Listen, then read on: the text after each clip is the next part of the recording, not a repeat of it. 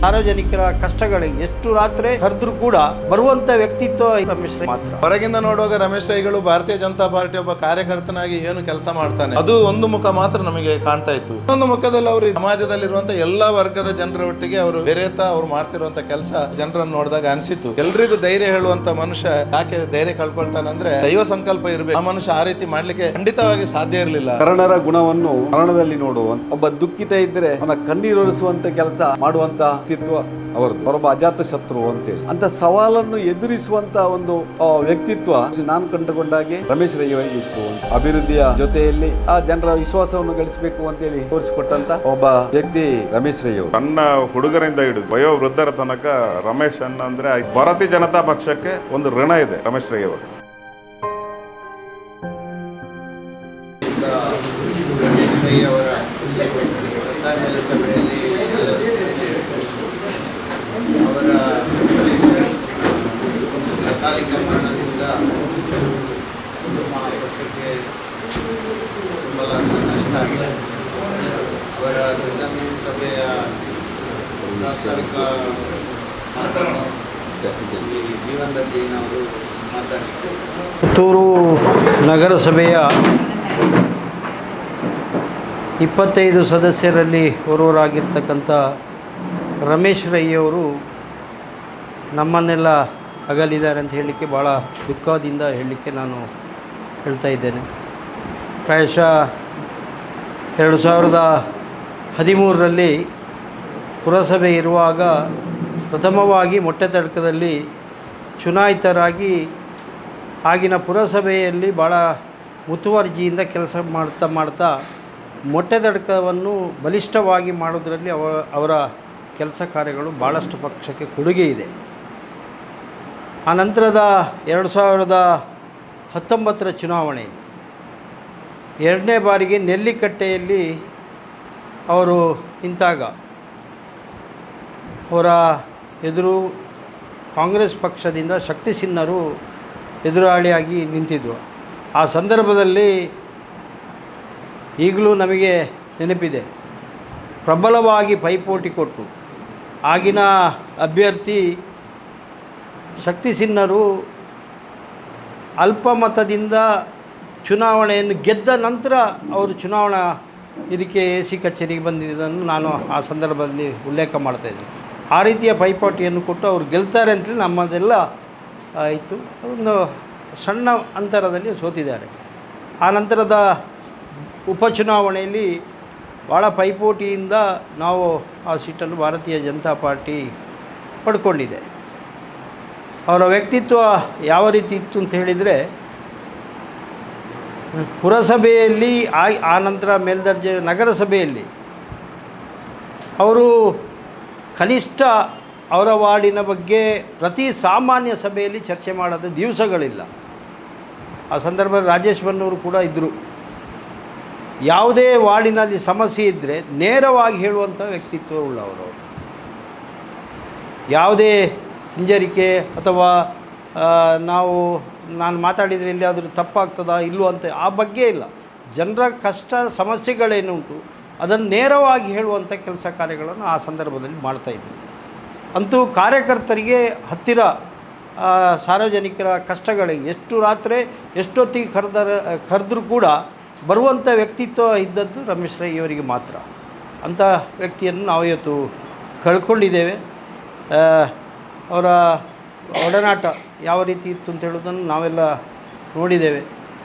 ಯಾವ ಸಂದರ್ಭದಲ್ಲಿಯೂ ಕೆಲಸ ಕಾರ್ಯ, ಒಂದು ಕಾರ್ಯಕ್ರಮ, ಉದಾಹರಣೆಗೆ ಪುರಸಭೆಯಲ್ಲಿ ಆಯುಧ ಪೂಜೆ ಆಗುವುದಿದ್ದರೂ ನಾನೊಬ್ಬ ಸದಸ್ಯ ಅಂತೇಳಿ ಮರೆತು ಎಲ್ಲ ವ್ಯವಸ್ಥೆಯನ್ನು ಮಾಡುವಂಥದ್ದು, ತೆಂಗಿನಕಾಯಿ ಇಡುವಂಥದ್ದು, ಇದೆಲ್ಲ ವ್ಯವಸ್ಥೆಯನ್ನು ಮಾಡುವಂಥ ಅಷ್ಟು ಸರಳ ಸಜ್ಜನಿಕೆ ಒಂದು ವ್ಯಕ್ತಿತ್ವವುಳ್ಳಂಥ ರಮೇಶ್ ರೈಯನ್ನು ನಾವೆಲ್ಲ ಇವತ್ತು ಕಳ್ಕೊಂಡಿದ್ದೇವೆ. ಅವರ ಮನೆಯವರಿಗೆ ಆ ಧೈರ್ಯವನ್ನು ಕೊಡುವಂಥ, ಶಕ್ತಿಯನ್ನು ಕೊಡುವಂಥ ಮತ್ತು ಅವರ ಗೆಳೆಯರಿಗೆ, ನಗರಸಭಾ ಸದಸ್ಯರಿಗೆ ಎಲ್ಲ ಅವರನ್ನು ನಂಬಿ ಅವರ ಹಿತೈಷಿಗಳು ಭಾಳಷ್ಟು ಇದ್ದಾರೆ. ಕಾರ್ಯಕರ್ತರು ಮೊಟ್ಟೆತಡಕದಲ್ಲಿ ಕೂಡ ಭಾಳಷ್ಟು ಪಕ್ಷವನ್ನು ಬಲಪಡಿಸುವಲ್ಲಿ ಕೆಲಸ ಕಾರ್ಯಗಳನ್ನು ಮಾಡಿದೆ ಅಂತವರು ಅವರನ್ನು ಕಳ್ಕೊಂಡ ನಮಗೆಲ್ಲರಿಗೂ ಅದನ್ನು ತುಂಬುವಂಥ ಅವರ ದುಃಖವನ್ನು ತುಂಬುವಂಥ ಶಕ್ತಿ ಆ ಮಾಲಿಂಗೇಶ್ವರ ಕೊಡಲಿ ಅಂತ ಹಾರೈಸ್ತಾ ನನ್ನ 2 ಪ್ರಾಸ್ತಾವಿಕ ಮಾತುಗಳನ್ನು ನಿಲ್ಲಿಸ್ತೀನಿ. ಎಲ್ಲ ಕಾರ್ಯಕರ್ತ ಬಂಧುಗಳೇ, ರಮೇಶ್ ರೈ ಅವರು ಭಾರತೀಯ ಜನತಾ ಪಾರ್ಟಿಯ ಒಬ್ಬ ನಿಷ್ಠಾವಂತ ಕಾರ್ಯಕರ್ತ ಅಂತ ಹೇಳೋದು ನಮಗೆಲ್ಲರಿಗೂ ಗೊತ್ತಿದೆ. ಮುನ್ಸಿಪಾಲ್ಟಿಗೆ ಸಂಬಂಧಪಟ್ಟು ನಗರಸಭೆ ಒಳಗೆ ಅವರು ಹೇಗಿದ್ದರು ಅಂತ ಹೇಳೋದನ್ನು ಜೀವನ್ ಜೈನ್ ಅವರು ಹೇಳಿದರು. ಆದರೆ ಒಬ್ಬ ಕಾರ್ಯಕರ್ತನಾಗಿ ಚುನಾವಣೆ ಸಂದರ್ಭದಲ್ಲಿ ವಿಶೇಷವಾಗಿ ನಮಗೆ MLA ಚುನಾವಣೆಗಳು MP ಚುನಾವಣೆಗಳು ಬಂದಾಗ ನಮ್ಮ ನಗರಸಭೆ ವ್ಯಾಪ್ತಿಯಲ್ಲಿ 3-4 ಬೂತ್ಗಳು ಸ್ವಲ್ಪ ಕಷ್ಟದ ಬೂತ್ಗಳಿರುವಂಥದ್ದು ಇದೆ ನಗರದೊಳಗೆ. ಆವಾಗ ಹೆಚ್ಚಾಗಿ ಜೀವನ್ದಾಸ್ ಅಧ್ಯಕ್ಷರಾಗಿದ್ದಂಥ ಹೊತ್ತಿನಲ್ಲಿ ಯಾವುದಾದ್ರೂ ಮಟ್ಟದಡ್ಕದಲ್ಲಿ ಕೆಲಸ ಕಾರ್ಯಗಳಾಗಬೇಕು ಅಂತ ಹೇಳಿದ್ರೆ ಚುನಾವಣೆಗೆ 1 ವಾರ ಇರೋವರೆಗೆ ಬಾಕಿ ಎಲ್ಲ ಬೂತ್ಗಳಲ್ಲಿ ಫೀಲ್ಡ್ ಆಗಿದ್ದರೂ ಕೂಡ ಆ ಒಂದು ಬೂತ್ನಲ್ಲಿ ಫೀಲ್ಡ್ ಆಗಲಿಲ್ಲ ಅಂತ ಹೇಳಿದ್ರೆ ಕೊನೆಗೆ ಅಸ್ತ್ರ ಇರುವಂಥದ್ದೇ ರಮೇಶ್ ರೈಯನ್ನು ಆಫೀಸಿಗೆ ಕರೆಸಿ ಕೂತ್ಕೊಳಿಸಿ ಅವರನ್ನು ಮಾತಾಡಿಸಿ ಅಲ್ಲಿ ಕೆಲಸ ಆಗಬೇಕು ಅಂತ ಹೇಳಿದ್ರೆ ಮತ್ತೆ ಅವರನ್ನು ಹೇಳ್ತಾರಲ್ಲ ಎಂಥ ಗಗ್ಗರ ಕಟ್ಟೋದು ಅಂತೇಳಿ ಆ ಥರದಲ್ಲಿ ಅವರ ಕೆಲಸ ಕಾರ್ಯಗಳು ಇಡೀ ಚುನಾವಣೆ ಮುಗಿಯುವವರೆಗೆ. ಆಮೇಲೆ ಇಡೀ ಮೊಟ್ಟೆತಡ್ಕೆ ಏರಿಯಾದಲ್ಲಿ ನಾವು ಸಹ ಅವ್ರ ಜೊತೆ ಹೋಗಿದ್ದೇವೆ.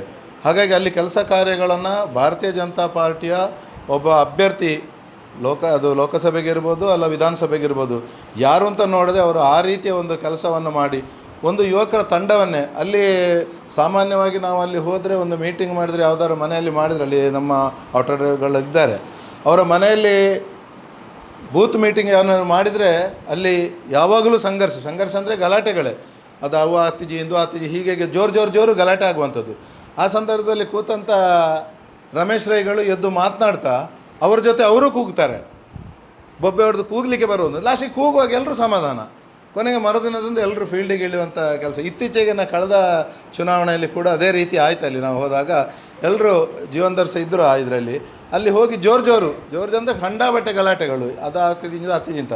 ಆದರೆ ಕೊನೆಗೆ ಭಾರತೀಯ ಜನತಾ ಪಾರ್ಟಿ ಒಬ್ಬ ಕಾರ್ಯಕರ್ತರ ಬಗ್ಗೆ ಮತ್ತು ಇನ್ನೊಂದು ಆವಾಗ ರಾಜೇಶ್ ಬರುವಾಗ ನಮ್ಮದು ಮಾತಾಡುವಾಗ ಹೇಳ್ತಾಯಿದ್ರು, ಏನು ತೊಂದರೆಗಳಾದಾಗ ಸಾಮಾನ್ಯ ಕಾರ್ಯಕರ್ತರಿಗೆ ಆ ಮನುಷ್ಯನ ಹತ್ರ ತನ್ನ ಹತ್ರ ಏನು ಇಲ್ಲದಿದ್ದರೂ ಕೂಡ ಒಮ್ಮೊಮ್ಮೆ ಇನ್ನೊಬ್ಬರಿಂದ ತೆಗೆದು ಸಹಕಾರ ಮಾಡುವಂಥದ್ದು. ಅದರಲ್ಲಿ ಏನು ನಾಳೆ ಏನಾಗ್ತದೆ ಏನು ಅಂತೆಲ್ಲ ಒಂದು ಸಾರಿಗೆ ಸಹಕಾರ ಮಾಡಬೇಕು ಅಂತ ಹೇಳಿದರೆ ಆ ಮನುಷ್ಯ ಅಲ್ಲಿಗೆ ಬಂದು ಮುಟ್ಟುವಂಥ ಒಂದು ಮನೋಸ್ಥಿತಿ ಅವರದ್ದು ಇತ್ತು, ಯಾವುದೇ ಕಷ್ಟ ಇರಲಿ. ಮತ್ತು ಇನ್ನೊಂದು ದೊಡ್ಡ ವಿಚಾರ ಏನು ಅಂತ ಹೇಳಿದ್ರೆ ದೊಡ್ಡ ಸಮಸ್ಯೆಗಳು ಬಂದಾಗ ಅವರು ತುಂಬ ಅವರ ಒಂದು ಫ್ರೆಂಡ್ ಸರ್ಕಲ್, ನಿನ್ನೆ ನಾವು ಬಂಟ್ವಾಳದಲ್ಲಿ ಅಲ್ಲಿ ಪೋಸ್ಟ್ ಮಾರ್ಟಮ್ ಆಗಬೇಕಾದ್ರೆ ನೋಡಿದೆವು. ನಮಗೆ BJP ಕಾರ್ಯಕರ್ತರು ಅಂತ ಇರುವವರು ನಮ್ಮ ನಾಯಕರುಗಳು ಎಲ್ಲ ಇದ್ದರೂ ಕೂಡ ಬೇರೆ ಒಂದು ತಂಡ ಅಲ್ಲಿ ಬಂದಿತ್ತು. ನಮಗೆ ಆಶ್ಚರ್ಯ ಆಗಿತ್ತು, ಇವರೆಲ್ಲ ಇವ್ರ ಹತ್ರ ಯಾವಾಗ ಇವರ ಸಂಪರ್ಕದಲ್ಲಿದ್ದರು. ಅವ್ರ ಹತ್ರ ಒಬ್ಬೊಬ್ಬರ ಹತ್ರ ಕೇಳಿದ್ರೆ ಒಬ್ಬೊಬ್ಬರು ಒಂದೊಂದು ಕತೆ ಹೇಳ್ತಾಯಿದ್ರು. ಎಂಕ್ಲೆ ಮುರಾಣಿ ಅವು ಮಲ್ತಿತ್ತೇರು, ಅವರ ಅಂಚ ಬತ್ತಿತ್ತೇರು, ಹೀಗೆ ಅಂದರೆ ಒಬ್ಬೊಬ್ಬರಿಗೆ. ನಮಗೆ ಹೊರಗಿಂದ ನೋಡುವಾಗ ರಮೇಶ್ ರೈಗಳು ಭಾರತೀಯ ಜನತಾ ಪಾರ್ಟಿ ಒಬ್ಬ ಕಾರ್ಯಕರ್ತನಾಗಿ ಏನು ಕೆಲಸ ಮಾಡ್ತಾನೆ ಅದು ಒಂದು ಮುಖ ಮಾತ್ರ ನಮಗೆ ಕಾಣ್ತಾ ಇತ್ತು. ಅವರ ಇನ್ನೊಂದು ಮುಖದಲ್ಲಿ ಅವರು ಬೇರೆ ಬೇರೆ ಸಮಾಜದಲ್ಲಿರುವಂಥ ಎಲ್ಲ ವರ್ಗದ ಜನರ ಒಟ್ಟಿಗೆ ಅವರು ಬೆರೆತಾ ಅವರು ಮಾಡ್ತಿರುವಂಥ ಕೆಲಸ ನಿನ್ನೆ ಅಲ್ಲಿ ನಮಗೆ ಬಂಟ್ವಾಳದಲ್ಲಿ ಬಂದಂಥ ಜನರನ್ನು ನೋಡಿದಾಗ ಅನಿಸಿತು.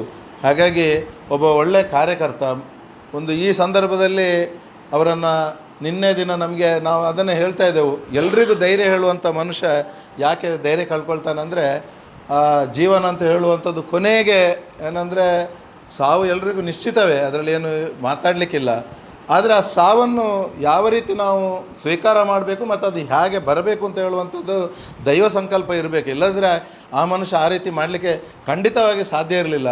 ಕೊನೆಗೆ ಅಲ್ಲಿ ನಿನ್ನೆ ಮಾತಾಡ್ತಾ ಇದ್ದೇವೆ ನಾವು ಹೋದಾಗ, ಆ ಹರಿಯುವಂಥ ನೇತ್ರಾವತಿ ನದಿಯಲ್ಲಿ ಮೊನ್ನೆ 2 ದಿನದಿಂದ ಮಳೆ ಕಮ್ಮಿಯಾಗಿ ಡ್ಯಾಮಿನ ನೀರು ಬಿಟ್ಟಿದ್ದರು. ಅಲ್ಲಿ ಆ ಮನುಷ್ಯನಿಗೆ ನಾನು ಸಾಯಬೇಕು ಅಂತ ತೀರ್ಮಾನ ಮಾಡಿದ್ದಾರೆ. ಸತ್ತ ಮೇಲೆ ಕೂಡ ಬೇರೆ ನಮಗೆ ಯಾರಿಗೂ ತೊಂದರೆ ಆಗಬಾರ್ದು ಅಂತ ಹೇಳುವಂಥ ರೀತಿಯಲ್ಲಿ ಅಲ್ಲಿ ನಿನ್ನೆ ಒಬ್ಬರು ಸಾಹೇಬ್ರ ಹತ್ರ ನಾವು ಮಾತಾಡ್ತಾ ಇದ್ದೆವು. ಅವರು ಮಾತಾಡಬೇಕಾದ್ರೆ ಒಂದು 12:20ಕ್ಕೆ ಅಲ್ಲಿ ಫೋನ್ ಹಿಡ್ಕೊಂಡು ಆಚೆ ಈಚೆ ಹೋಗ್ತಾ ಇದ್ರಂತೆ ಮಾತಾಡಿಕೊಂಡು ತುಂಬ ಹೊತ್ತು. ಅವ್ರು ಯಾರ ಹತ್ರ ಅವರು 12 ಗಂಟೆಗೆ ನಮ್ಮ ಬ್ಯಾಂಕಲ್ಲಿ ಅವರ ಮಗ ಇದ್ದಾನೆ ಉದ್ಯೋಗಿಯಾಗಿ, 12 ಗಂಟೆಗೆ ಮಗ ಫೋನ್ ಮಾಡಿ ಮಾತಾಡಿದ್ದಾನೆ. ಅವರ ಜೊತೆ ಕೂಡ ಅವನೊಟ್ಟಿಗೆ ಸಹ ಏನು ಅವರ ಮನಸ್ಸಿನಲ್ಲಿ ಗೊಂದಲಗಳಿರಲಿಲ್ಲ. ಅವನು ಹೇಳ್ತಾ ಇದ್ದ, ಅವನಿಗೆ ಮಾತಾಡಿದಾಗ ಏನು ಪಪ್ಪ ಏನು ಹೇಳಲಿಲ್ಲ, ಆರಾಮಾಗಿ ಇದ್ದರು, ಮಾತಾಡ್ತಾ ಇದ್ದರು ಅಂತ ಹೇಳಿದರು, ಬಿಟ್ಟರೆ ಬೇರೇನು ಅವರು ಹೇಳಲಿಲ್ಲ ಅಂತ ಹೇಳಿದರು.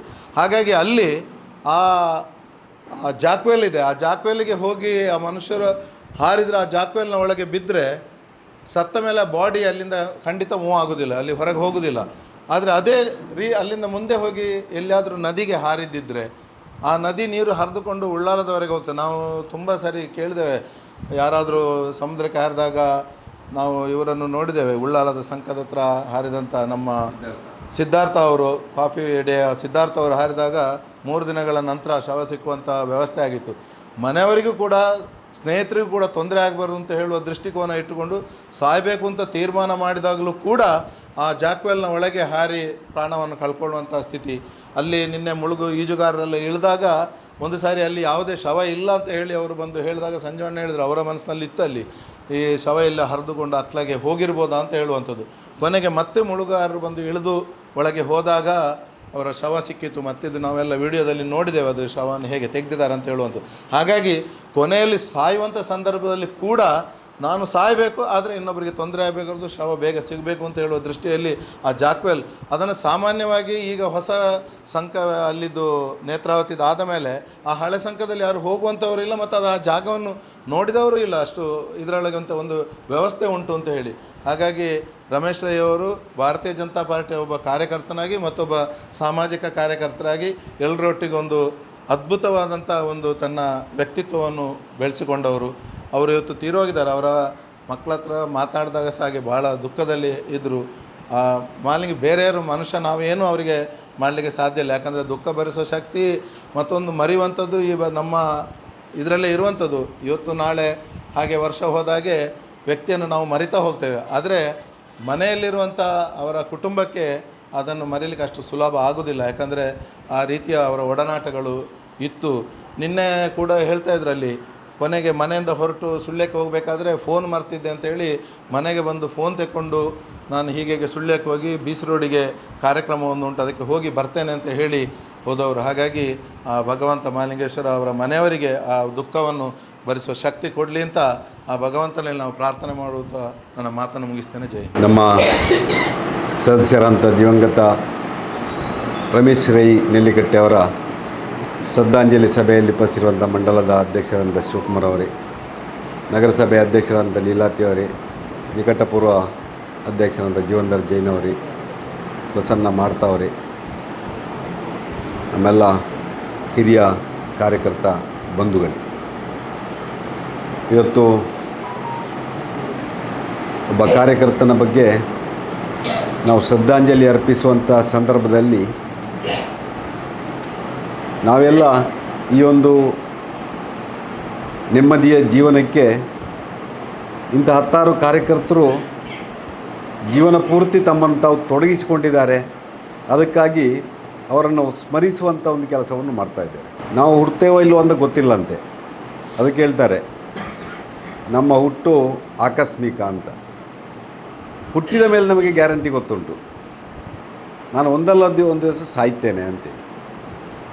ಆ ಹುಟ್ಟು ಸಾವಿನ ಮಧ್ಯೆ ಒಂದು ಜೀವನ ಅಂತ ಇದೆ. ಆ ಜೀವನ ಹೇಗಿತ್ತು ಅಂಥೇಳಿ ಅವನ ಮರಣದ ಸಂದರ್ಭದಲ್ಲಿ ನೋಡ್ತೇವೆ. ಶರಣರ ಗುಣವನ್ನು ಮರಣದಲ್ಲಿ ನೋಡು ಅಂತ ಹೇಳ್ತಾರೆ. ಹಾಗೆ ಆ ಮರಣದ ಸಂದರ್ಭದಲ್ಲಿ ಅಲ್ಲಿ ಸೇರುವಂಥ ಜನಸ್ತೋಮ ಅವ ತನ್ನ ಜೀವಿತ ಅವಧಿಯಲ್ಲಿ ಈ ಸಮಾಜಕ್ಕೆ ಏನು ಕೊಡುಗೆ ಕೊಟ್ಟಿದ್ದಾನೆ ಅಂಥೇಳಿ ಒಂದಷ್ಟು ಉಲ್ಲೇಖ ಆಗುವಂಥ ಸಂಗತಿ ಪ್ರತಿಯೊಬ್ಬ ವ್ಯಕ್ತಿ ತನ್ನ ಅಂತಿಮ ಆ ದಿನದಂದು ಆ ತನ್ನ ಜೀವನದ ಆ ಎಲ್ಲ ನೆನಪನ್ನು ಮಾಡುವಂಥ ಸಂಗತಿಯನ್ನು ಮಾಡ್ತಾರೆ. ಅದೇ ರೀತಿಯಲ್ಲಿ ನಿನ್ನೆಯ ದಿವಸ ರಮೇಶ್ ರೈ ಅವರ ಅಕಾಲಿಕ ಮರಣ ಆದಾಗ ಕೂಡ ಸೇರಿದಂಥ ಜನಸ್ತೋಮ ಅಲ್ಲಿ ಪಾನೆಮಂಗಳೂರಿನ ಹಳೆ ಸೇತುವೆ ಬಳಿ ಇರ್ಬೋದು, ಆಮೇಲೆ ಬಂಟ್ವಾಳದ ಆಸ್ಪತ್ರೆಯಲ್ಲಿ ಇರ್ಬೋದು, ಇವತ್ತಿನ ದಿವಸ ಅವರ ಮನೆಯಲ್ಲಿ ಸೇರಿದಂಥ ಅವರ ಬಂಧುಗಳು, ಅಭಿಮಾನಿಗಳು, ಕಾರ್ಯಕರ್ತರು, ಇಡೀ ಆ ರಮೇಶ್ ರೈ ಅವರು ಸಮಾಜಕ್ಕಾಗಿ ಬದುಕಿದ್ದಾರೆ ಎನ್ನುವಂಥ ಒಂದು ಸಂದೇಶವನ್ನು ಆ ಸಮುದಾಯ ಇವತ್ತು ನಮಗೆಲ್ಲ ತಿಳಿಸಿಕೊಟ್ಟಿತ್ತು. ನಾನು ನಿನ್ನೆ ದಿನ ಮಂಗಳೂರಿಗೆ ಹೋಗಿ ಬರಬೇಕಿದ್ರೆ ಸುಮಾರು 2.5 ಗಂಟೆ ಹೊತ್ತಿಗೆ ನಾನು ನಂತೂರು ಸರ್ಕಲಲ್ಲಿರುವಾಗ ನನಗೆ ಫೋನ್ ಬಂತು. ಫೋನ್ ಬಂದಾಗ ಹೀಗೆ ಆಗಿದೆ, ಆಯಿತು ನಾನು ತಕ್ಷಣ ಅಲ್ಲಿಗೆ ಬರ್ತಾ ಇದ್ದೇನೆ ಅಂತ ಹೇಳಿದೆ. ನಾನು ಬಂದಾಗ ಸುಮಾರು 3 ಜನ ಇದ್ದರು. ಫೈರ್ ಸರ್ವಿಸ್ನವರು ತಮ್ಮ ಸಾಮಗ್ರಿಗಳನ್ನು ತೆಗಿತಾಯಿದ್ರು. ತೆಗೆದು ಆ ಒಂದು ಘಟನಾ ಸ್ಥಳಕ್ಕೆ ಹೋದಾಗ ಬಹುಶಃ ಯಾವುದೇ ಒಂದು ವ್ಯಕ್ತಿ ಅಲ್ಲಿ ಆತ್ಮಹತ್ಯೆ ಮಾಡಿಕೊಳ್ಳುವಂಥ ಜಾಗ ಅಲ್ಲದು. ನದಿಯ ಪಕ್ಕದಲ್ಲಿರುವಂಥ ಉಲ್ಲೇಖ ಮಾಡಿದರು ಜಾಕ್ ವ್ಯಾಲಿ. ಆ ಜಾಕ್ ವ್ಯಾಲಿಗೆ ಒಂದು ಸಣ್ಣ ಪಾಲ ಸೇತುವೆ, ಆ ಸೇತುವೆಯಲ್ಲಿ ಹೋಗಿ ಅದಕ್ಕೆ ಧುಮುಕಿ ಆ ಒಂದು ಜೀವವನ್ನು ಕಳ್ಕೊಳ್ಳುವಂಥ ಸಂಗತಿ ಅವರು ಯಾಕೆ ಮಾಡಿದ್ದಾರೆ ಅಂಥೇಳಿ ಇವತ್ತು ಕೂಡ ಒಂದು ನಿಗೂಢವೇ ಆಗಿದೆ. ಬಹುಶಃ ಆ ಒಂದು ಜಾಗ ಅವರು ತಗೊಂಡಂಥ ತೀರ್ಮಾನ ಇವತ್ತಿಗೂ ಕೂಡ ಪೊಲೀಸರಿಗೂ ಇನ್ನೂ ಕೂಡ ಇನ್ವೆಸ್ಟಿಗೇಷನ್ ಮಾಡಲಿಕ್ಕೆ ಆಗಲಿಲ್ಲ. ಕಾರಣ ಏನು ಅಂತೇಳಿ ಇನ್ನೂ ಕೂಡ ಗೊತ್ತಾಗಲಿಲ್ಲ. ಮನೆಯವರು ಕೂಡ ಬಹುಶಃ ಯಾವುದೇ ಗಂಭೀರವಾದಂಥ ಅವರ ಸಮಸ್ಯೆಯನ್ನು ಉಲ್ಲೇಖ ಮಾಡೋದಿಲ್ಲ. ಯಾಕೆ ಅಂಥ ಒಂದು ದಿಟ್ಟ ನಿರ್ಧಾರವನ್ನು ಆ ಸಂದರ್ಭದಲ್ಲಿ ತಗೊಂಡಿದ್ದಾರೆ ಅಂಥೇಳಿ ನಮಗೆಲ್ಲ ಇವತ್ತು ಆಶ್ಚರ್ಯವನ್ನು ಕೂಡ ಉಂಟು ಮಾಡ್ತದೆ. ಅವರ ವ್ಯಕ್ತಿತ್ವ ಬಹುಶಃ ಅಂಥದ್ದು. ಯಾವುದೇ ಒಬ್ಬ ವ್ಯಕ್ತಿ ಧೈರ್ಯ ಕೆಟ್ಟಾಗ ಅವರಿಗೆ ಧೈರ್ಯ ತುಂಬುವಂಥ ವ್ಯಕ್ತಿತ್ವ ಅವ್ರದ್ದು. ಒಬ್ಬ ಅಸಹಾಯಕನಿಗೆ ಸಹಾಯ ಮಾಡುವಂಥ ವ್ಯಕ್ತಿತ್ವ ಅವರದು. ಒಬ್ಬ ದುಃಖಿತ ಇದ್ದರೆ ಅವನ ಕಣ್ಣೀರೊರೆಸುವಂಥ ಕೆಲಸ ಮಾಡುವಂಥ ವ್ಯಕ್ತಿತ್ವ ಅವರದು.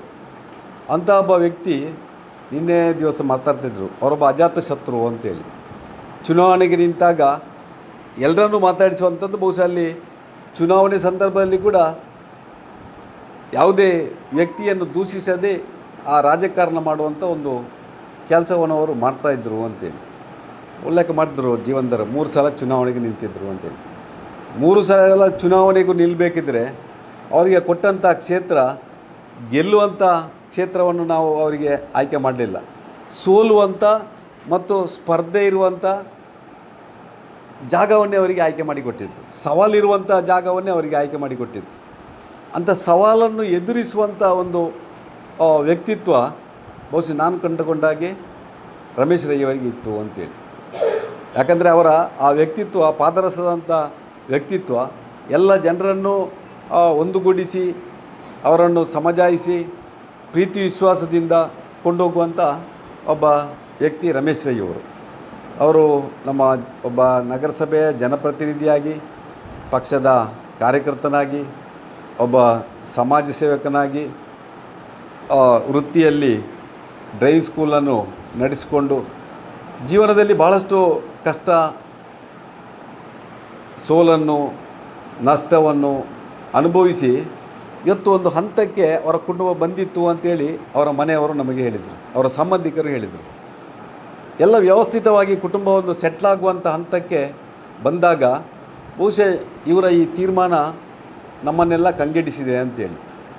ಮಗ ಕೂಡ ನಮ್ಮ ಟೌನ್ ಬ್ಯಾಂಕಲ್ಲಿ ಉದ್ಯೋಗದಲ್ಲಿದ್ದಾನೆ, ಮಗಳು ಕೂಡ ಒಂದು ಕಂಪನಿಯಲ್ಲಿ ಉದ್ಯೋಗ ಇದ್ದಾಳೆ, ಅವರ ಮಡದಿ ಆಶಾ ಕಾರ್ಯಕರ್ತೆ. ಹಾಗೆ ಎಲ್ಲರೂ ಉದ್ಯೋಗಸ್ಥರೇ, ಆ ಕುಟುಂಬದಲ್ಲಿ ಎಲ್ಲರೂ ಉದ್ಯೋಗಸ್ಥರಾಗಿರುವಾಗ ಯಾಕೆ ಇಂಥ ಒಂದು ಅವರ ತೀರ್ಮಾನ ತಗೊಂಡ್ರು ಅಂಥೇಳಿ ಇವತ್ತು ಭಾಳಷ್ಟು ಜನ ಇವತ್ತು ಯೋಚನೆ ಮಾಡುವಂಥ ಸಂಗತಿ. ಬಹುಶಃ ಅವರು ಇವತ್ತು ನಮ್ಮ ಪಕ್ಷಕ್ಕೆ ಕೊಟ್ಟಂಥ ಕೊಡುಗೆ, ಅವರು ಈ ಸಮಾಜಕ್ಕೆ ಕೊಟ್ಟಂಥ ಕೊಡುಗೆಗಳು, ಒಬ್ಬ ಜನಪ್ರತಿನಿಧಿಯಾಗಿ ಆ ಭಾಗದಲ್ಲಿ ಅಭಿವೃದ್ಧಿಯ ಜೊತೆಯಲ್ಲಿ ಜನರ ಕಷ್ಟ ಸುಖದಲ್ಲಿ ಭಾಗಿಯಾಗುವಂಥದ್ದು. ಒಬ್ಬ ಜನಪ್ರತಿನಿಧಿ ಆದ ಕೂಡಲೇ ಅವ ಅಭಿವೃದ್ಧಿ ಕಾರ್ಯವನ್ನು ಮಾಡಲಿಕ್ಕೆ ಮಾತ್ರ ಜನಪ್ರತಿನಿಧಿ ಅಂತಲ್ಲ, ಆ ಜನರ ಸಮಸ್ಯೆಗಳಿಗೆ, ಯಾವುದೇ ಸಮಸ್ಯೆಗಳಿರಲಿ, ಅವನ ವ್ಯಕ್ತಿಗತ ಸಮಸ್ಯೆ ಇರಲಿ, ವೈಯಕ್ತಿಕ ಸಮಸ್ಯೆ ಇರಲಿ, ಸಾಮಾಜಿಕ ಸಮಸ್ಯೆಗಳಿರಲಿ, ಇದಕ್ಕೆ ಸ್ಪಂದಿಸುವಂಥ ವ್ಯಕ್ತಿಯೇ ಒಬ್ಬ ಜನಪ್ರತಿನಿಧಿ. ಅಂತ ಒಬ್ಬ ಸಮರ್ಥ ಜನಪ್ರತಿನಿಧಿಯಾಗಿ ಕೂಡ ಅವರು ಒಬ್ಬ ಒಳ್ಳೆಯ ಮಾತುಗಾರನಲ್ಲಾದರೂ ಕೆಲಸಗಾರ. ಆ ಕೆಲಸಗಾರನಾಗಿ ಹೇಗೆ ಆ ಜನರ ವಿಶ್ವಾಸವನ್ನು ಗಳಿಸಬೇಕು ಅಂತೇಳಿ ತೋರಿಸಿಕೊಟ್ಟಂಥ ಒಬ್ಬ ವ್ಯಕ್ತಿ ರಮೇಶ್ ರೈ ಅವರು. ನಿನ್ನೆ ನಾನು ಸುಮಾರು 2.5 ಗಂಟೆಗೆ ಹೋದವ, ಸುಮಾರು 8 ಗಂಟೆ ತನಕ ಆ ಪೋಸ್ಟ್ ಮಾರ್ಟಮ್ ಆಗಿ ಬರುವ ತನಕ ನಾವೆಲ್ಲ ಅಲ್ಲಿ ಇದ್ವಿ. ಅಲ್ಲಿ ಬಂದಂಥ ಜನ ಬಹುಶಃ ನಮಗೂ ಪರಿಚಯ ಇಲ್ಲ, ಹೇಳಿದರು ಚಂದ್ರಣ್ಣ. ಸುಳ್ಯದಿಂದ ತುಂಬ ಜನ ಬಂದಿದ್ದರು, ಮಂಗಳೂರಿಂದ ಬಂದಿದ್ದರು. ಅಂದರೆ ಅವರ ಒಡನಾಟ ಬೇರೆ ಬೇರೆ ರೀತಿಯಲ್ಲಿ ಅವರ ಸಂಪರ್ಕಗಳು ಜನರಿಗಿತ್ತು. ಆದರೆ ಆ ರೀತಿಯಾಗಿ ಅವರು ಜನರ ಒಟ್ಟಿಗೆ ತಮ್ಮ ಜೀವನವನ್ನು ಮಾಡ್ತಾಯಿದ್ರು ಅಂತೇಳಿ. ಅಂಥ ವ್ಯಕ್ತಿ ಇವತ್ತು ನಮ್ಮ ಜೊತೆ ಇಲ್ಲ ಅಂತ ಹೇಳೋದೇ ನಮಗೆ ಒಂದು ದುಃಖದ ಸಂಗತಿ. ಅದರ ಜೊತೆಯಲ್ಲಿ ಮೊನ್ನೆ ನಮ್ಮ ಒಬ್ಬರು ಕಾರ್ಯಕರ್ತರು ಕಬಕದ ವಡ್ಡೆ ವಿಶ್ವನಾಥ್ ಭಟ್ರು ಅಂತೇಳಿ ಅವರು ಸೌಮ್ಯ ಪ್ರಕರಣದಲ್ಲಿ ಬಹುಶಃ ಅಲ್ಲಿ ಮುಂದೆ ನಿಂತು ಒಂದಷ್ಟು ಕೆಲಸ ಕಾರ್ಯಗಳನ್ನು ಮಾಡಿದವರು. ಆ ಕಬಕದಲ್ಲಿ ಒಂದು ಸೌಮ್ಯ ಸ್ಮಾರಕ ಸರ್ಕಲ್ ಇದ್ದರೆ ಅದಕ್ಕೆ ಕಾರಣಕರ್ತರು ವಡ್ಡೆ ವಿಶ್ವನಾಥ್ ಭಟ್ರು. ತುರ್ತು ಪರಿಸ್ಥಿತಿಯ ಸಂದರ್ಭದಲ್ಲಿ ಜೈಲಿಗೆ ಹೋಗಿ ಹೋರಾಟ ಮಾಡಿದಂಥ ಆ ವಡ್ಡೆ ವಿಶ್ವನಾಥ್ ಭಟ್ರು ಮೊನ್ನೆ ದಿವಸ ಅವರು ಬೆಂಗಳೂರಿನಲ್ಲಿ ಅವರ ಮಗನ ಮನೆಯಲ್ಲಿ ತೀರೋದರು. ಅವರ ಡೆಡ್ ಬಾಡಿಯನ್ನು ಇಲ್ಲಿಗೆ ತರಲಿಲ್ಲ, ಅಲ್ಲೇ ಅಂತಿಮ ಕ್ರಿಯೆಯನ್ನು ಕೂಡ ಮಾಡುವಂಥ ಕೆಲಸವನ್ನು ಮಾಡಿದ್ದಾರೆ. ಹಾಗೆ ಇಬ್ಬರು ನಮ್ಮ ಕಾರ್ಯಕರ್ತರು ಜನಪ್ರತಿನಿಧಿಗಳು ನಮ್ಮನ್ನು ಅಗಲಿದ್ದಾರೆ. ಭಾರತೀಯ ಜನತಾ ಪಾರ್ಟಿಗೆ ತುಂಬಲಾರದಂಥ ಒಂದು ನಷ್ಟ ಆಗಿದೆ. ಈ ಸಮಾಜಕ್ಕೂ ಒಂದು ದೊಡ್ಡ ನಷ್ಟ ಆಗಿದೆ. ಆ ಒಂದು ನಷ್ಟವನ್ನು ಭರಿಸುವಂಥ ಕೆಲಸ ಮುಂದಿನ ದಿನಗಳಲ್ಲಿ ನಮ್ಮ ಕಾರ್ಯಕರ್ತರು ನಾವೆಲ್ಲ ಮಾಡಬೇಕಾಗಿದೆ. ಅವರ ಆತ್ಮಕ್ಕೆ ಸದ್ಗತಿಯನ್ನು ಬಯಸಿ ಆ ಮಾಲಿಂಗೇಶ್ವರ ದೇವರು ಆ ಕುಟುಂಬದವರ ದುಃಖವನ್ನು ಭರಿಸುವಂಥ ಕೆಲಸವನ್ನು ಆ ಭಗವಂತ ಮಾಡಲಿ ಅಂತೇಳಿ ಆ ಭಗವಂತನಲ್ಲಿ ಪ್ರಾರ್ಥಿಸಿ ನನ್ನ 2 ನುಡಿ ನಮನವನ್ನು ಅವರಿಗೆ ಸಮರ್ಪಿಸ್ತಾ ಇದ್ದೇನೆ. ಎಲ್ಲ ಕಾರ್ಯಕರ್ತ ಬಂಧುಗಳೇ, ಹಿರಿಯರು, ಇವತ್ತು ನಾವೊಂದು ದುಃಖದ ಸಂದರ್ಭದಲ್ಲಿ ನಾವೆಲ್ಲ ಸೇರಿದ್ದೇವೆ. ನಮ್ಮ BJPಯ ಒಬ್ಬ ಹಿರಿಯ ಕಾರ್ಯಕರ್ತ ರಮೇಶ್ ರೈ ನೆಲ್ಲಿಕಟ್ಟೆ ಅಂತ ಒಬ್ಬ ಸಾಮಾಜಿಕವಾಗಿ ಧಾರ್ಮಿಕ ಕ್ಷೇತ್ರದಲ್ಲಿ, ರಾಜಕೀಯ ಕ್ಷೇತ್ರದಲ್ಲಿ, ಹಾಗೆ ಅವರ ವೃತ್ತಿ ಕ್ಷೇತ್ರ ಡ್ರೈವಿಂಗ್ ಸ್ಕೂಲನ್ನು ನಡೆಸ್ತಾಯಿದ್ರು. ಎಲ್ಲ ಕ್ಷೇತ್ರಗಳಲ್ಲಿ ಒಂದು ಅವರ ಉಸಿರು ನಿಂತರೂ ಶಾಶ್ವತವಾಗಿ ಹೆಸರನ್ನು ಮಾಡಿದಂಥ ವ್ಯಕ್ತಿ ರಮೇಶ್ ರೈ. ಭಾರತೀಯ ಜನತಾ ಪಕ್ಷದ ಒಬ್ಬ ನಿಷ್ಠಾವಂತ ಕಾರ್ಯಕರ್ತನಾಗಿ ಈಗಾಗಲೇ ಅವರ ಎಲ್ಲ ಗುಣಗಾನವನ್ನು ಜೀವಂದರ್ ಜೈನ್, ನಮ್ಮ ಮಾಜಿ ಶಾಸಕರು ಸಂಜು ಅಣ್ಣ, ಅವರ ಒಡನಾಡಿ ಚಂದ್ರಶೇಖರ್ ಬಪ್ಪಾಳಿಗೆ ಎಲ್ಲ ನಮಗೆ ಅವರ ಜೀವನ ಪದ್ಧತಿಯನ್ನು ಅವರು ಆಡಳಿಸಿಕೊಂಡು ಪಕ್ಷದಲ್ಲಿ ಅವರು ಮಾಡಿದಂಥ ಕೆಲಸಗಳನ್ನು ಎಲ್ಲ ಗುಣಗಾನ ಮಾಡಿದ್ದಾರೆ. ರಮೇಶ್ ರೈ ಅವರು ಮಠದಡ್ಕದ ಕೌನ್ಸಿಲರಾಗಿ ಕೆಲಸ ಮಾಡ್ತಿದ್ದರು. ಅವರ ಆ ಕೌನ್ಸಿಲರ್ ವ್ಯಾಪ್ತಿಯಲ್ಲಿ ನನ್ನ ಮನೆ ಇತ್ತು. ಒಬ್ಬ ಆ ಕೌನ್ಸಿಲರಾಗಿ ಎಷ್ಟು ಅವರು ಜನಪ್ರಿಯರಾಗಿದ್ದರು ಅಂದರೆ ಆ ಕ್ಷೇತ್ರದಲ್ಲಿ ಎಲ್ಲ ಸಣ್ಣ ಹುಡುಗರಿಂದ ಹಿಡಿದು ವಯೋವೃದ್ಧರ ತನಕ ರಮೇಶ್ ಅಣ್ಣ ಅಂದರೆ ಆಯಿತು, ಅಷ್ಟು ಎಲ್ಲರಿಗೆ ಪ್ರೀತಿಯನ್ನು ಗಳಿಸಿದಂಥ ವ್ಯಕ್ತಿ ರಮೇಶ್ ಅಣ್ಣ. ಅವರು ಆ ಒಂದು ಅವಧಿಯಲ್ಲಿ ಮಾಡಿದ ಸೇವೆಯ ಆಧಾರದಲ್ಲಿ ನಾವು ಮತ್ತೊಂದು ಚುನಾವಣೆ ಏನು ಕೌನ್ಸಿಲರ್ ಚುನಾವಣೆ ನಡೀತು. ನಮ್ಮ ಶ್ರೀನಾಥ್ ನಾಯ್ಕರು ಹೊಸ ಅಭ್ಯರ್ಥಿ ರಮೇಶ್ ಅಣ್ಣನ ಹೆಸರಿನ ಮೇಲೆ ಅವರು ಬಹುಮತದಿಂದ ಆ ಕ್ಷೇತ್ರದಲ್ಲಿ ಗೆದ್ದಿದ್ದರು. ಮತ್ತು ಅವರು ಈ ಕ್ಷೇತ್ರದಲ್ಲಿ ನೆಲ್ಲಿಕಟ್ಟೆಯಲ್ಲಿ ಮತ್ತೆ ಚುನಾವಣೆಯನ್ನು ಎದುರಿಸುವಂತಹ ಪ್ರಸಂಗ ಬಂತು. ಅಲ್ಲಿ ನಮಗೆಲ್ಲರಿಗೂ ಗೊತ್ತಿರ್ಬೋದು, ಚುನಾವಣೆಯಲ್ಲಿ ಅತ್ಯಧಿಕ ಬಹುಮತದಲ್ಲಿ ಗೆಲ್ಲುವಂಥ ಕ್ಷೇತ್ರ ಕಾಂಗ್ರೆಸ್ ಇದ್ದರೆ ಅದು ನೆಲ್ಲಿಕಟ್ಟೆ ಕ್ಷೇತ್ರ. ಅಲ್ಲಿ ನಾವು ಸವಾಲನ್ನು ಸ್ವೀಕರಿಸುವಂಥ ರಮೇಶ್ ಅಣ್ಣನವರಿಗೆ ಅಲ್ಲಿ ನಾವು ಸ್ಪರ್ಧೆ ಮಾಡೋದು ಅವಕಾಶ ಕೊಟ್ಟಂಥ ಸಂದರ್ಭದಲ್ಲಿ ಅತ್ಯಂತ ಅದು ಒಂದು ಮಟ್ಟದಲ್ಲಿ ನಾವು ಆ ಕ್ಷೇತ್ರದಲ್ಲಿ ನಾವು ಗೆಲುವೆ ಅಂತಲೇ ಹೇಳ್ಬೋದು. ಅಂಥ ವೀರೋಚಿತ ಸೋಲನ್ನು ಕಂಡವರು ರಮೇಶ್ ಅಣ್ಣ. ನಮಗೆ ಆ ನೆಲ್ಲಿಗಟ್ಟೆ ಪ್ರದೇಶದಲ್ಲಿ ಭಾರತೀಯ ಜನತಾ ಪಕ್ಷಕ್ಕೆ ಅಸ್ತಿತ್ವವನ್ನು ಅಡಿಪಾಯನ ಹಾಕಿಕೊಟ್ಟರು. ಮತ್ತೆ ನಡೆದಂತಹ ಚುನಾವಣೆಯಲ್ಲಿ ರಮೇಶ್ ರೈ ಎಲ್ಲ ಅವರು ಗೆಲುವನ್ನೇ ಸಾಧಿಸಿದರು. ಆ ಕ್ಷೇತ್ರವನ್ನು ನಮ್ಮ BJPಗೆ ಗಳಿಸಿಕೊಟ್ರು. ಅವರು ಎಲ್ಲ ಕ್ಷೇತ್ರಗಳಿಗೆ, ಧಾರ್ಮಿಕವಾಗಲಿ, ಸಾಮಾಜಿಕವಾಗಲಿ, ರಾಜಕೀಯವಾಗಲಿ, ಆರೋಗ್ಯ ಕ್ಷೇತ್ರದಲ್ಲಿ ಯಾರಿಗಾದರೂ ಏನಾದರೂ ಆರೋಗ್ಯದ ಸಮಸ್ಯೆ ಆದರೆ ತಕ್ಷಣ ಅಲ್ಲಿಗೆ ಧಾವಿಸಿ ಅವರನ್ನು ಏನು ಟ್ರೀಟ್ಮೆಂಟ್ ಆಗಬೇಕು ಆ ದುಡ್ಡಿನ ವ್ಯವಸ್ಥೆ ಎಲ್ಲವನ್ನು ಮಾಡುವಂಥ ಒಂದು ವ್ಯಕ್ತಿತ್ವ ರಮೇಶ್ ರೈಗಳಿದು. ಅವರು ಕೇವಲ ನಮ್ಮ ಪುತ್ತೂರಿನಲ್ಲಿ ಮಾತ್ರ ಪ್ರಸಿದ್ಧಿ ಅಲ್ಲ, ಪುತ್ತೂರಿಗಿಂತ 2 ಪಟ್ಟು ಪ್ರಸಿದ್ಧಿ ಅವರು ಸುಳ್ಯದಲ್ಲಿ. ಸುಳ್ಯ, ಬೆಳ್ಳಾರೆ ಮತ್ತು ಪುತ್ತೂರು ಅವರ ಕಾರ್ಯಕ್ಷೇತ್ರವಾಗಿತ್ತು. ಅವರು ಹುಟ್ಟೂರು ಸುಳ್ಯ, ಕಾರ್ಯಕ್ಷೇತ್ರ ಪುತ್ತೂರು, ಎಲ್ಲ ಕಡೆ ಒಬ್ಬ ಯುವಕರ ಒಂದು ಒಡನಾಡಿ ಆಗಿದ್ದಂತಹ ರಮೇಶ್ ರೈ ಅವರು ಇವತ್ತು ಅಗಲಿದ್ದಾರೆ. ನಮಗೆ ಅವರ ದುಃಖವನ್ನು ಸಹಿಸುವಂಥ ಶಕ್ತಿಯನ್ನು ಅವರ ಕುಟುಂಬದವರಿಗೆ ಮಾಲಿಂಗೇಶ್ವರ ಒದಗಿಸಬೇಕಂತ ನಾವು ಎಲ್ಲರ ಪರವಾಗಿ ಪ್ರಾರ್ಥಿಸ್ತಾ ಇದ್ದೇವೆ. ಭಾರತೀಯ ಜನತಾ ಪಕ್ಷಕ್ಕೆ ಒಂದು ಋಣ ಇದೆ ರಮೇಶ್ ರೈ ಅವರು. ನಮಗೆ ಆ ಋಣವನ್ನು ಸಲ್ಲಿಸುವಂಥ ಶಕ್ತಿಯು ಭಾರತೀಯ ಜನತಾ ಪಕ್ಷಕ್ಕೆ ಇದೆ ಅಂತ ನಾನು ಭಾವಿಸ್ತೇನೆ. ಅವರ ಮಗ ಟೌನ್ ಬ್ಯಾಂಕಿನಲ್ಲಿ ಈಗ ಕೆಲಸ ಮಾಡ್ತಾ ಇದ್ದಾನೆ, ಟೆಂಪರರಿಯಾಗಿ ಕೆಲಸ ಇದ್ದಾನೆ.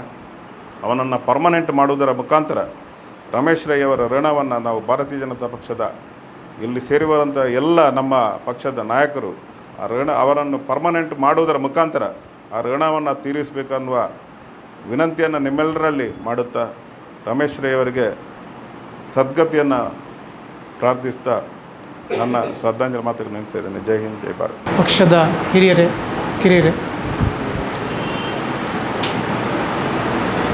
ನಿನ್ನೆ ದಿವಸ ವಾಟ್ಸಪ್ಪಲ್ಲಿ ಒಂದು ಸಂದೇಶ ಬಂತು.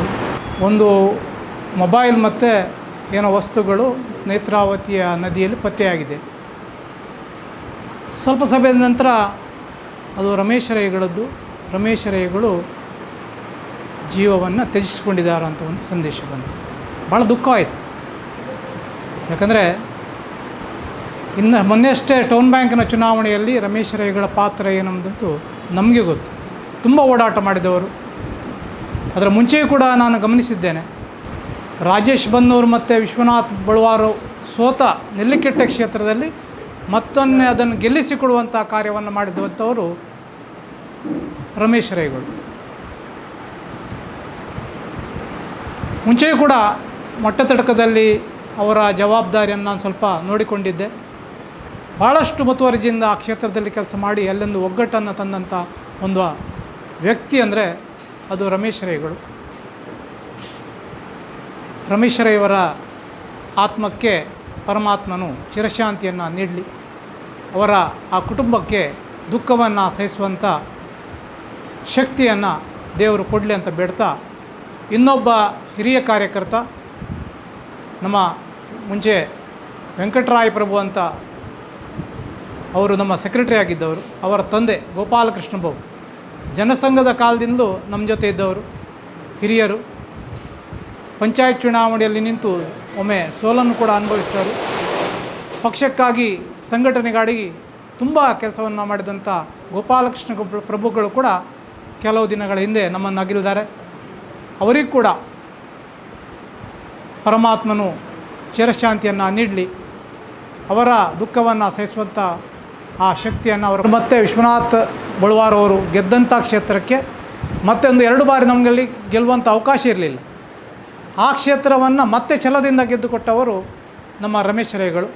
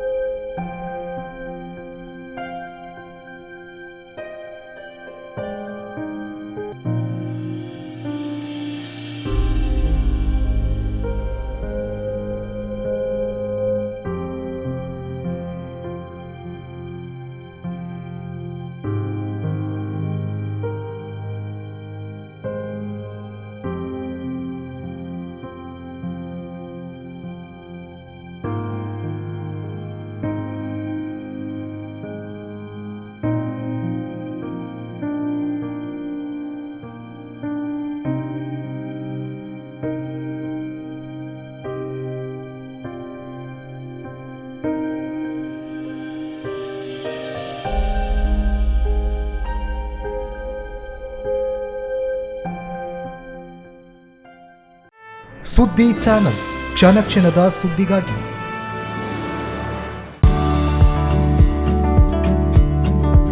ವಿವೇಕಾನಂದ ಪದವಿ ಪೂರ್ವ college, Nehru Nagar, Puttur.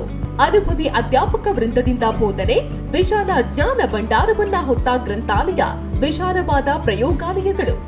Neat, JEE, CET ಹಾಗೂ ಸಿಎ ಫೌಂಡೇಶನ್ ಕೋರ್ಸ್ಗಳಿಗೆ, ಐಎಎಸ್, ಐಪಿಎಸ್ ನಂತಹ ಸ್ಪರ್ಧಾತ್ಮಕ ಪರೀಕ್ಷೆಗಳಿಗೆ ತರಬೇತಿ. ವಿಕಸನ ಟಿವಿ ಹಾಗೂ ರೇಡಿಯೋ ಪಾಂಚಜನ್ಯ 90.8 FM.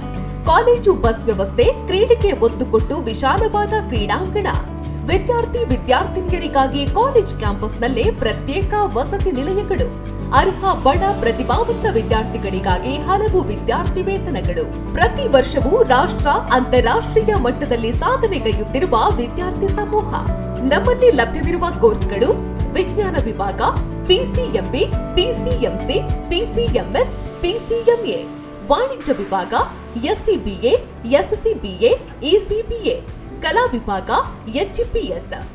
ಭಾಷೆಗಳು: ಇಂಗ್ಲಿಷ್, ಕನ್ನಡ, ಹಿಂದಿ, ಸಂಸ್ಕೃತ. ವಿವೇಕಾನಂದ ಪದವಿ ಪೂರ್ವ college, Nehru Nagar, Puttur. 80737 00468 81050 72386. Website www.vivekanandapuc.com.